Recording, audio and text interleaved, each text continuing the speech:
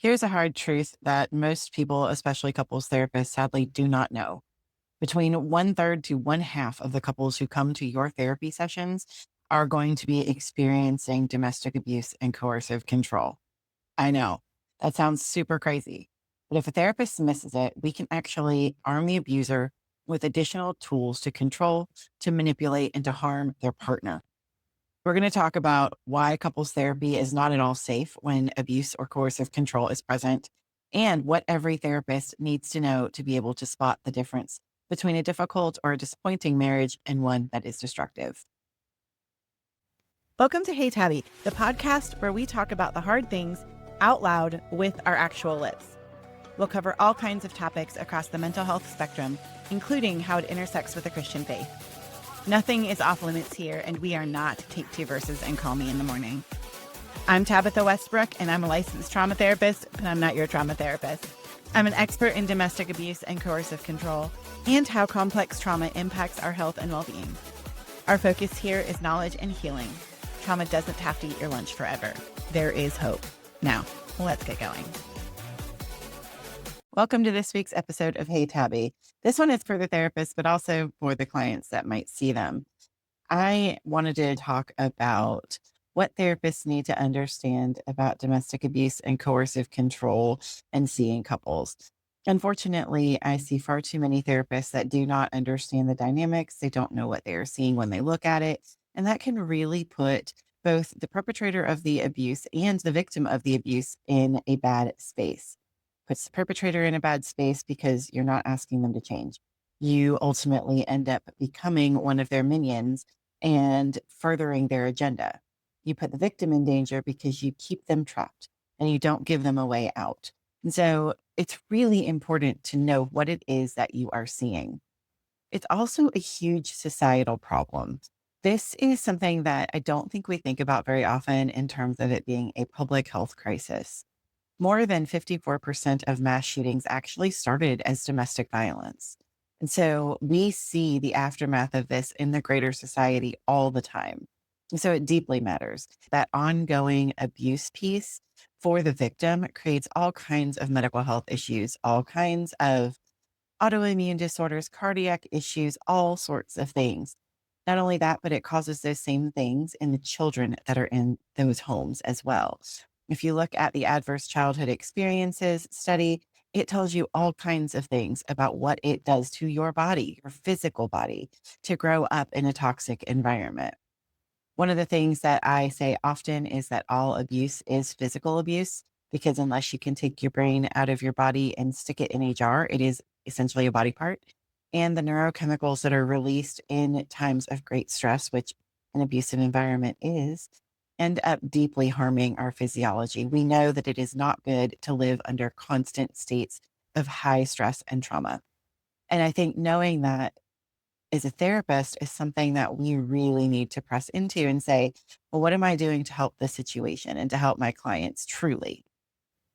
So, if you haven't been around here long, let me redefine for you what domestic abuse and coercive control is. It is a pattern of power and control that is exercised by one individual over another. So it is someone taking their power and taking away the autonomy, agency, and personhood of another person. And it's not just an isolated incident. So we can all be mean sometimes, right? Like we're all going to not have our best day on occasion and say something mean. And then we feel bad and we say we're sorry, we repent for it. And then we move along, right? And we don't do it again. It's not a pattern, it's a one off. And what we are seeing in coercively controlling relationships is it's not a one off. That is the way the relationship works. And it is so important for therapists to understand that because one of the things that often I see is an abuser saying, well, yeah, I was mean once, or yes, I did this thing, or I used to be, when they're still very much that way. And I think that's a really important thing to note. It doesn't always look like denying. It doesn't always look like blaming the partner, although it often looks like both of those things, and those things may be present. But it also can look like a false repentance and crocodile tears, where it seems sincere. Yes, I did those things. I was a horrible person, but without holding the weight of what those things did to their partner. Recently, I was part of a case where the victim was no longer with the abuser, but the abuser had gotten the ear of a pastor and had said, "Oh, I'm repentant." And maybe they are, but there wasn't the weight held of the things that were done to the victim. And it ended up being very harmful. And that's something that I want all couples and anybody that works with couples to understand is this is a big deal. People helpers need to know this information. So if you are a pastor or a counselor listening today, I really want you to dial into this. You often have a very tough job, right? We do want to believe the best about people. Of course we do. Of course we do. And I encourage that, but with wisdom, right? The definition of wisdom is to know what to do with the information that you have. It's not enough to know stuff. You have to know what to do with the stuff you know. The adage is knowledge is knowing that tomato is a fruit, and wisdom is knowing you don't put it in a fruit salad. And I think that's a really important thing. Where are we looking for wisdom here so that we don't walk where we shouldn't walk in terms of trying to help a couple? Abusers are often, as Dr. Deborah Wingfield puts it, cunning, conning, convincing, and charming. So they are going to present their best selves to you in the counseling space. And very often the victim comes in as looking dysregulated, crazy. She might be the one yelling, or he might be the one yelling and looking much more off. And you might go, oh gosh, wow, that person's kind of messy. Whereas the abuser might be cool, calm, and collected, or really giving you those crocodile tears. A lot of times victims don't say, hi, I'm being abused. How are you? They are trying to work through what they believe to be a marriage problem. And I will just remind you of what my friend Leslie Vernick says. Abuse is not a marriage problem. It causes marriage problems. And that's a very important thing to understand. These aren't just high conflict individuals. It's not just people who can't communicate and get along. There is power and control there. And that's what I really want to teach you to look for. So, first of all, for couples therapists or pastors that see couples, this is the pattern I strongly encourage you to follow. And that is when a couple comes to you and you meet with them for the first time together and you hear the story, you go, okay, there's more I need to know. And this should be with any couple, even if the relationship is not coercively controlling or destructive. This is just good process. You don't know what you don't know. Even if this couple has been like in your church, if you're a pastor, there are things you don't know until you really explore them. So the second thing you're going to do is schedule individual time with each person. So you're going to schedule individual time with the wife and individual time with the husband. And this is really important. And I have no tolerance, if I'm being just super bold here, when you do not do this. How are you going to get information? You cannot ask what's really going on with both parties together, especially if there is a potential for a destructive relationship. And you should always assume there is that potential. So then you are going to meet with each person individually and get a sense of them and their relationship and what's been going on. And that's where you're going to start to hear what might be happening. And if you hear that there is coercion and control, then you need to take that seriously and you need to act accordingly. And we'll talk about that in just a minute. So I hear you asking, okay, Tabitha, what are some of the questions I should ask? I'm so glad that you asked me that. So in individual sessions, this is not something that we are going to do in a couple session. Please do not do this. You are going to put someone in danger if you do. The first question you want to ask is, are you free to disagree with your partner? What happens when you disagree? And hear the story. Whoa, gosh, I would never disagree. And don't think, oh, wow, what a submissive partner this is. You want to understand why. Oh, it would be hell to pay. Horrible things would happen. They wouldn't talk to me for a week, whatever it might be. And you really want to know what is going on in that case. Do you feel like there are two sets of rules in your home, one for your spouse and one for you? I hope you're enjoying this episode of Hey Tabby, and we will be right back to it in just a minute. You know, here on Hey Tabby, we talk a lot about the hard stuff, trauma, abuse, and the toll that it takes on your mind, body, and spirit. And we want you to know you don't have to walk that alone. The Journey in the Process is a trauma-specialized counseling center committed to helping individuals heal from deep wounds through clinically excellent, biblically grounded care. With offices in North Carolina and Texas, telehealth services across 5 states, and biblical counseling available globally, our team of highly trained Christian therapists and certified biblical counselors integrate faith and whole person, evidence-based practices to address trauma at its root. We believe that healing is possible because Jesus still sets the captives free. If you're ready to take that next step toward peace, visit www.thejourneyandtheprocess.com. Trauma doesn't have to eat your lunch forever. There is hope, and we are here to help you find it. Now, let's get back to this week's episode. Do you feel pressured to do things you don't want to do? And let me tell you, if you are not ready to hear about things in the bedroom, be prepared. First of all, as therapists, I think that we should be able to talk about those things very openly. I know that that is part of the premise of my book, Body and Soul Healed and Whole. We have to be able to talk about sexuality and what's happening in the bedroom. Oftentimes, when coercive control is present in any part of the relationship, it is way present in the bedroom. And we have people getting deeply harmed. So you have to ask a question like this. Things that you want to look for as well are fear of displeasing their spouse. What happens if they do? You want to look for minimization and coded language, things like, well, he or she is just stressed, or, I overreact, or I have anxiety. All of those things are true, and people can overreact sometimes or have anxiety or things like that. But when that's really prevalent, like, why? Why is this person anxious? What's happening? What's going on? And those are things you really need to look for. The other thing that you might see are mocking, intimidation. So these are done typically by the perpetrator of abuse, or spiritual misuse during conflict. So how are they using the Bible to harm somebody? How are they using the person's faith to maintain control? What is their definition of submission? What is their definition of 1 Corinthians 7?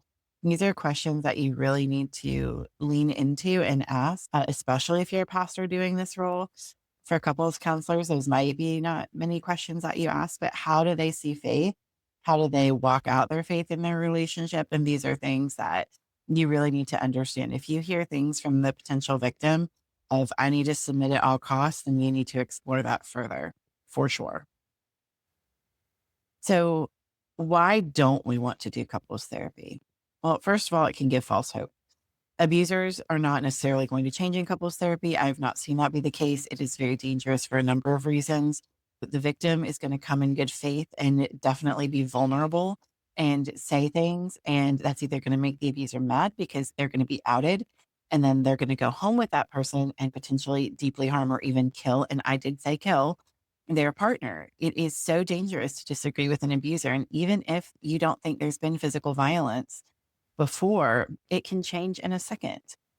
An advocate once told me a long time ago, there is a fine line between words and actions. And that is a true statement. There may be no physical violence until the partner starts to ask for help. And then there might be a lot. And that can really get somebody killed. So we want to be so, so careful with this. Additionally, the abuser might use therapy language or learn new ways to control. Twisting boundaries comes to mind. I have seen this happen so many times. Well, I'm just setting a boundary. Well, no, that's not a definition of a boundary. What you're doing is laying a trap and also putting a fence around your partner, right? Boundaries are meant to say what's okay and what's not okay with me, but not to the denigration of the personhood of another person, right? People still get to be themselves, even with boundaries. And again, the risk of retaliation after a therapy session is incredibly high. I have heard this time and time again from the victims that I have worked with, that they went to couples therapy and then anything that was shared was then weaponized against them at home. And it became absolutely awful for them. We are not supposed to do harm as therapists. That is literally the number one ethic we all follow. So to not know what we are seeing or what we are doing in this case, and to not have the understanding of coercive control dynamics, quite frankly, is unethical. I'm just going to say it. It's unethical. We have to know what we are seeing. Now, look, we may not always get it right. We may find out down the line, like as we're working with someone, that we missed something, and we always just reset from that point, right? Then we say, hey, I think that couples therapy right now isn't the right fit for you. I think there's some individual things you each need to work on. So I'm going to refer you out to the therapist that can do that. And you refer the perpetrator to somebody that works with perpetrators and understands that dynamic. And you refer the victim to someone who works with victims. Ideally, in this case, I like to do a warm handover just so I can say, hey, here are the things I've been seeing. And I really want to make sure that you're aware of them because, again, not everybody is going to pick it up really quickly. And we want to make sure that people do. This is not something we want to miss. This is too important to miss. I know there might be a million other questions, and you might be sitting there if you're listening to this as a therapist or a pastor or a biblical counselor going, oh no, what do I do? And I do want to invite you to sign up for our certified coercive control recovery therapist or certified coercive control recovery specialist if this is something that you are interested in learning more about. Those programs will launch in January. They are meant to give you a really good understanding and how to work with this when you see it in your counseling room. And let me tell you, whether you are an individual counselor, whether you are a couples counselor, whether you are a biblical counselor or a pastoral counselor, you will see this in front of you. If you think you haven't yet, it's because you have missed it. And I wish it were not so prevalent. I wish that we treated each other so differently in this world. And unfortunately, there are people there who want to be destructive, who want their way or no other way. And that's just a sad reality. And I truly hate that. So if those things are interested to you, there will be a sign up link for more information in the show notes. I really encourage you to reach out, to put your name in, and to get more information so that you can really help people well. Both the perpetrator and the victim deserve good care, and we need to know what we are seeing so that we will give it. Thank you so much for joining me on this week's episode of Hey Tabby. I am so grateful that you're here. If you find this podcast helpful, please send it to a friend. Please be sure to rate and review it on your favorite podcast platform because it really helps people who need the information find it. Again, I'm so glad that you were with me. I can't wait to see you next time on Hey Tabby. Hey friend, can I ask you something kind of personal? Have you ever wondered if healing your sexuality was even possible after everything you've been through? If you have, you're not alone. That is exactly why I wrote Body and Soul Healed and Whole, an invitational guide to healthy sexuality after trauma, abuse, and coercive control. This book is for every Christian woman who has been harmed sexually, whether that happened in childhood, adulthood, or even within your coercively controlling marriage, and you're longing to feel safe in your body again. We talk about the hard stuff: shame, desire, faith, and even questions like, is this sin or is this trauma? You don't have to untangle it alone. If you've ever wished for a guide that is honest, compassionate, and grounded in both scripture and trauma-informed care and does not spiritually bypass, Body and Soul Healed and Whole is for you. It's available now wherever books are sold. Go grab your copy today. You are so worth the healing. Thanks for joining me for today's episode of Hey Tabby. If you're looking for a resource that I mentioned in the show and you want to check out the show notes, head on over to tabithawestbrook.com/Hey Tabby. That's HEYTABI, and you can grab it there. I look forward to seeing you next time.